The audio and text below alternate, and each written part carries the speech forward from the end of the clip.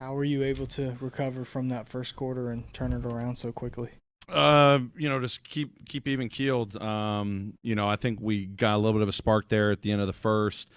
Made a couple of subs, and I just kept telling the guys we're starting to feel the pace and physicality and the urgency that we need throughout this game. We obviously knew we needed that to come in, but give the Clippers credit. They came in with a different mentality. They were physical. They were playing tons of force on the offensive side. We were turning the ball over, a little carelessly, so that allowed them to kind of get a spark going. But then we kind of just settled down towards the end of the first. I just reminded them that just keep staying the course. It's a long game. We're starting to feel out what this game's going to need from us.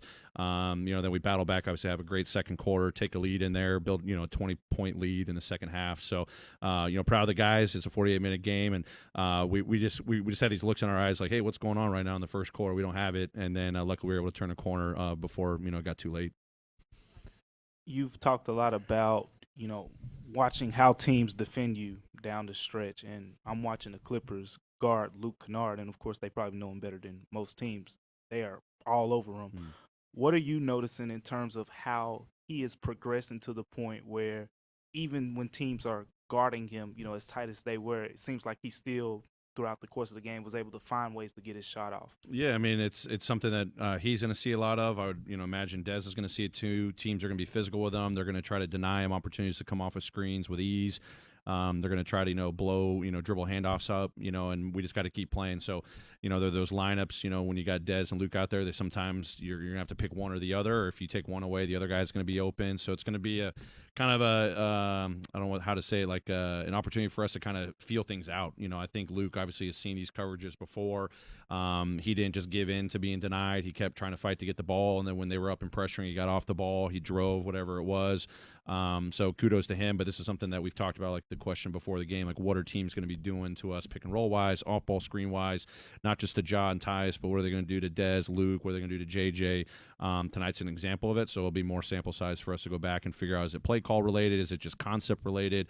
How do we combat that? But, Luke has did a great job against it.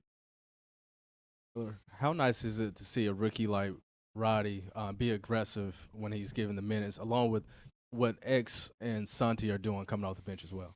Yeah, I mean, D-Rod, that's one of his greatest traits is his competitiveness. We've seen that since day one. I've said that, pretty much all season, but he's going to impact the game a lot of different ways. It's his downhill drives. It's the force he plays with, his physicality. We chatted before the game. I was like, hey, you're getting great experiences, all these different matchups, that you're going to get opportunities against. It's Westbrook. It's, Powell. It's Leonard at times. He's gotten different ones throughout the season. And he owns that. He owns that growth opportunity. It's come up with 50-50 balls, big-time rebounds, creating second chances for us. So he's just a hard-playing dude, and I love that about him. And then, obviously X has given us so much. With Steven, out, like, it doesn't matter what his role is. It's the, connect the team defensively, offensively, multiple coverage defender. He's got his nice little touch shot in the paint, but can play make as well. He's got a drive game. He just plays within himself and plays within the offense. I think he's developed good chemistry with both of our point guards and then Dez when, they're cutting and moving without the ball. And then Santi, obviously got the experience early to be a starter at the 4 and then coming up, and now he's playing some 5 at times. We're having to do some different things, nature of the roster right now. So just really impressed with him, just figuring out how to use his playmaking skill, learn the physicality of the game, learning angles and all that stuff. As he continues to develop his body, it's going to be really fun to see how he's going to be a versatile player on both ends too. Taylor, so you mentioned, being even keeled, staying the course, that led, that second quarter run. Is there a specific element of execution that stood out to you in that quarter as well? I think our defense tightened up a little bit. We made a couple adjustments. I think we started switching a little bit more. They were attacking us with too much ease in the pick and roll game. I think switching helped us a little bit more there. Then offensively, I mean, just taking care of the ball a little bit better, helped us just get a little bit of a rhythm. We were able to get out in transition, another night of 20-plus fast break points. But sometimes it's just kind of just assessing what's working game plan-wise. I don't think it was really anything offensively. We knew they were going to be physical. We knew they were going to try to go under, their pickup points. They were going to deny certain guys.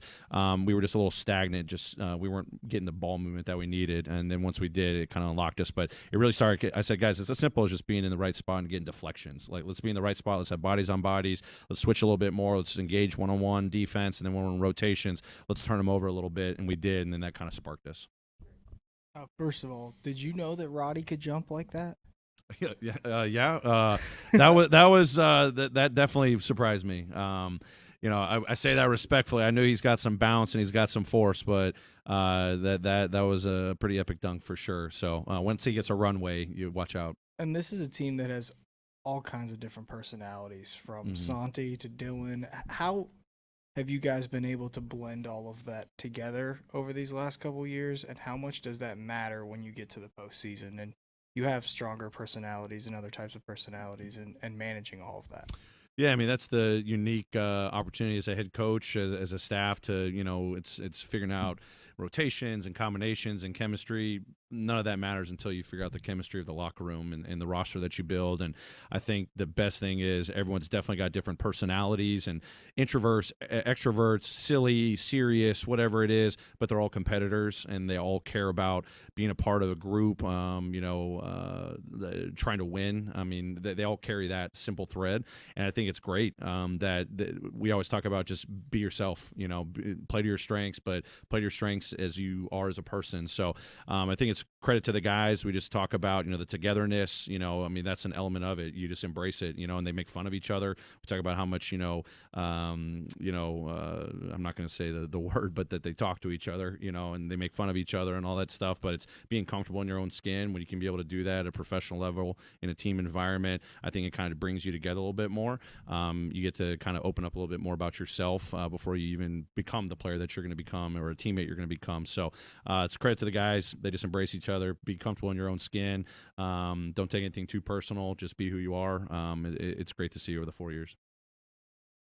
Coach, Jaren broke his own franchise record in blocks tonight in 20 less games this time around. What makes him such a great defender on the defensive end, and why he should be a defensive player of your candidate? Yeah, I mean, I absolutely think we got a number of guys that should be getting season awards, all NBAs. JJ, at the top of the list for defensive player of the year. I think it's just a steady progress from year to year. Him watching film, identifying tendencies, timing is probably one of the biggest things that we've talked to him a lot about, in the last 2 years. Just coming out of nowhere, reading when guys have, blind spots where he can come over and clean things up for us. I think it's confidence that his teammates have instilled in him to unleash that nature. And when I always get asked, he's got a care factor. Like, he wants to be an anchor defensively. He wants to set a tone. So no surprise that he broke the record, and especially less games. But he embraces that.